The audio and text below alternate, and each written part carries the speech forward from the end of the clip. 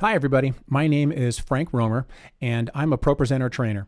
And I want to share with you a handful of what I'm going to call some cool tips and some hot tricks that I've learned along the way of being a ProPresenter operator. Now, these are just some pretty cool features that I think you should be aware of while you're operating ProPresenter. Now, you might be familiar with a few of these, and if you are, then this will just be a reminder. These items that I'm going to share with you, this will just be a reminder of how these features work, and it's always a good thing to know a lot of these features as you're operating ProPresenter. So let's start off with the first feature, and that is the ability to increase your preview window. And the default size is pretty small when you first install ProPresenter. And to increase this preview window size, simply navigate to the right corner and you'll see a double flat arrow. Your cursor will change to a double flat arrow just like that. You can mouse click and drag to the right, maybe just a little bit, just like that. And then you'll want to do the exact same thing on the bottom.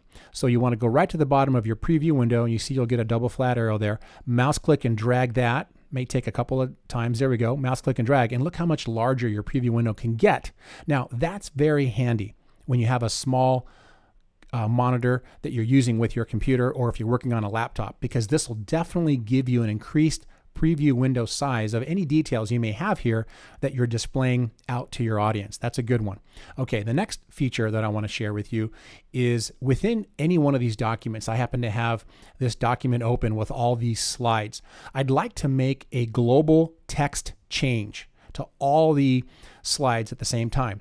Now, there's a couple ways to do this, and I know you're probably familiar with, well, you can navigate up here to your toolbar and click on the editor option here, and that'll bring you into the editor. That's definitely a good way, but there's a quicker way. So to do it quicker, you can navigate over here to the right-hand side of your toolbar, and there's a format button right here. Click on this format button, and you'll see this format bar will open. Well, if I navigate to the font button option, I can mouse click on that. We'll start with that item. And any installed font that you select, I can select any one of these from this list. I'll go with this Arial Black. When I select that, watch what happens to all the slides in my document. Did you see that? They all just updated to that font size. So it's very handy. In fact, I can change the font size. So I'll change the font size from 60. Let's just really increase it. I'll go to 120, and look at that. Now, of course, if you want to see what this looks like, just click on any one of these slides, and of course it updates in your preview window. Well, if I want to change the color, I can click on this little color box here, and with this pencil colors tab selected here on a Mac, I can select anything from this kind of a dark color. That might be too dark, or I can click on this yellow color. Okay, that's a little bit better. I'll click on that. I'll click on this slide to update it, and there we go. Now I can see that. So that's actually a pretty handy, real quick way to change or to make some changes real fast to a group of slides. And I'll call that the global text change capability. All right, so let's clear our preview window by navigating over here to clear all. We'll close that out, or we'll clear that out. The next feature that I want to share with you is test patterns. And you might not be familiar with this. This is a very handy feature that I think is good to know about. So to get to the test patterns that are already in ProPresenter, you can navigate to this top menu, mouse click on the word view, and then select test patterns from this drop-down menu. So why am I showing this to you? Well, this is a very handy feature for many reasons. So I'll click on the first item. So these items are available to you, but I'll click on this first item called focus, and then I'll select show focus. When you do this, when you, of course, display it here on your preview window, you're displaying it out. And whether you're using newer or older projectors, a lot of times these projectors go out of focus. And so you would use this then, go out to the projector and set the focus so that when you're looking out on the screen, you'll see that everything is either in or out of focus. So this is a very handy, very specific test pattern that you want to use for that reason. Another good one is the color bars. I'll click on that, then I'll click on the show color bars. This one is actually very handy if you want to adjust the color of multiple monitors and you want those colors to match. This is very handy. You send this out by clicking on color bars, then clicking on show color bars, and you can go out and calibrate colors. Very handy to do. And you'll be surprised at how different monitors might look when you do this. I'm going to encourage you to try that. It's a very handy pattern to utilize. Now there's these two are I'll say for beginners, but this next one, grayscale, I'll click on that. This is very handy to use when you want to display and realize for yourself how your display can handle bright colors or dark colors. And these are all on a gradient scale. So if you, for instance, if you wanted to see this gradient scale out on your display compared to this gradient scale, if you don't see this here, it's just a blur, that could mean that your monitor just doesn't show the detail when it comes to brightness or darker colors that you think it should, or that you think it can, or that you may want to possibly think about changing. So this really makes this really makes a difference in letting you see how your monitors can show brights and darks. Okay, and there's others here as well, but those are the three that I think are real handy. The last one I want to talk about is this blend grid. I'll click on that to show. Basically, this is used when projectors are being stacked. And this is very handy to send out from ProPresenter, because what happens is when projectors are stacked and they're both pointing at the same screen, this is still a technique that's heavily used all over. They, meaning the technicians, would align these lines to show up perfectly by both or more projectors. And when they do that, they have accomplished aligning those projectors. So these are very handy. Okay, so I'm going to close that out. Kind of an advanced feature, right, within ProPresenter. I still think it's a very handy one, and at least one that you should be aware of. The next one is what I'm going to call, the next feature is what I'm going to call drag and drop.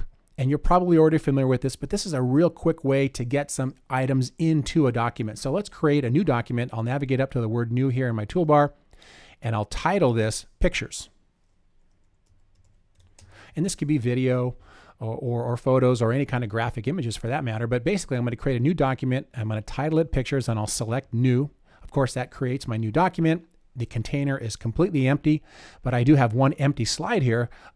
Maybe I'll delete this. In fact, let's just do that. So I'll control click on it. I'll push the control key down on my keyboard, control mouse click, and then select cut from this drop down menu. So that way this is completely empty. And anywhere on my computer, or from a thumb drive or from an SD card, I might go locate some photos outside of ProPresenter.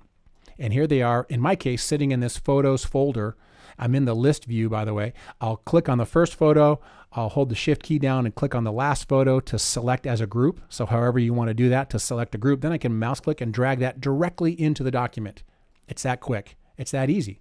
I know you can import, but this is a great way to do it visually, right? You just want to go out there, you want to look on the media or wherever it's at on your computer. These are video clips. You just want to grab a bunch and drag and drop right into the document. That's a very handy feature. So now these are all available to you, whether it's a photo or whether it's a video.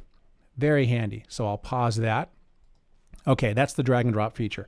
The next item that I want to show to you is free backgrounds. I know, isn't that great? Free backgrounds. Where are they coming from? Well, Renewed Vision, if you have a paid for version of ProPresenter and it's registered, take a look at this. So you need to get to their store, and you need to get to it with a couple of different ways. You can click on the store button if you happen to have that in, and this is their online store, if you happen to have this up on your toolbar. And if you don't, you can control click, select customize toolbar. You can control click on the toolbar itself, locate the online store button and drag it up there. There is a shortcut, by the way. I'll hit done there. It's Control Shift R is the shortcut if you don't have the store button already up on your toolbar. Well, either way, you have to be connected to the internet. And when you get to this store option, whether it's by clicking on this button or utilizing the shortcut, then you can navigate down here to the Renewed Vision tab here, see this, and then click on Click to View. Now again, you have to have a paid for registered version of ProPresenter. And I want to thank Renewed Vision for doing this, because you can get a lot of really cool backgrounds at no cost. Okay, so once you've gone this far, you click on the Add All to Cart, click on that button, then navigate up to My Media, and it'll take a moment, and all of a sudden you'll see all these items that you can start to download. Well, these are good items here. These are song tracks, but I would encourage you to scroll down, keep scrolling down till you get to the backgrounds, and they're all in catalogs. They either come in 480p resolution, which is standard definition, or HD 720p resolution. So I'm going to keep scrolling down. There's a lot here. You're going to have to scroll down a lot here, but here's the first set of 720p. These are 1280 by 720. Technically, that's HD. When you see something that you like, simply click on the download button right here. And there's a lot here. You can keep scrolling, keep scrolling. You'll see a lot. I would encourage you to focus on the 720p. since the aspect ratio of those are 16:9. I know these are a lot of numbers that I'm talking about. You may not be familiar with what I'm talking about, but the HD 16:9 backgrounds are the ones I think you should go for. Anyway, when you click on the download button here, the really cool thing is they get automatically imported into your ProPresenter video/image bin. Now, they will appear in this new item here called Purchased. All right. When you click on this new item, it'll appear called or titled Purchased. You will then see all the backgrounds here in ProPresenter already. And they've been downloaded here into they've been downloaded from Renewed Vision, but they've been brought into ProPresenter automatically within this new Purchased item here in your video/image bin. Okay, so that's a great one to remember. Let's close this out really quick. Speaking of these backgrounds, whether they're here or any photos you may have, where do all these items get stored outside of ProPresenter? Where are they? So what if you wanted to access these items outside of ProPresenter? What if you wanted to access your documents outside of ProPresenter? Well, let's take a look at that. Where do they live? I want to show that to you so that you can share them. So I'm going to hide ProPresenter. And I want to go into my system drive. This is the drive here on my Mac that the entire computer is running from. This is my boot drive. You double click on that boot drive, then you navigate to the users folder. Now I also have the list icon clicked. This is important if you want to follow along with me. So I'm in my system drive. I navigate to the users folder, then I navigate to the shared folder. Within the shared folder, there's a Renewed Vision media folder, and here they all are. If I wanted to take these video clips, including the ones that I just downloaded from Renewed Vision's website, the free ones, I can select a group of these or all of these, put them on a thumb drive and back them up, or put them on some kind of a mobile hard drive and install them or put them on another computer that's running ProPresenter. So it's very handy to know where these live outside of ProPresenter. Here are the images. Here they all are. That's just a great and convenient thing to understand, actually. Even if you don't want to ever move these around, you'll know where they go or where they are, actually. What about those documents that I was talking about? Where do those live outside of ProPresenter? Well, you could export those out. I do know about that, of course. But if you want to get to them as a group, so it's in the same, it's in a similar location. You want to open up or get into your system drive, and then in the users folder, again, on a Macintosh, you want to look for you, the user, with this little home icon, which indicates you using this computer, of course, but basically in this location. You want to navigate within here by clicking on this down arrow down to the documents. So basically you want to get to the documents folder.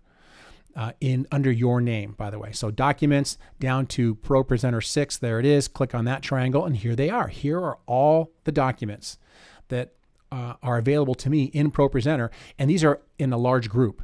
So this is really convenient, so you can select a large group real quick. You can email these because the file sizes are really small. You can share these. It's just a great way, or it's good to understand where these all live outside of ProPresenter. So let's go back into ProPresenter.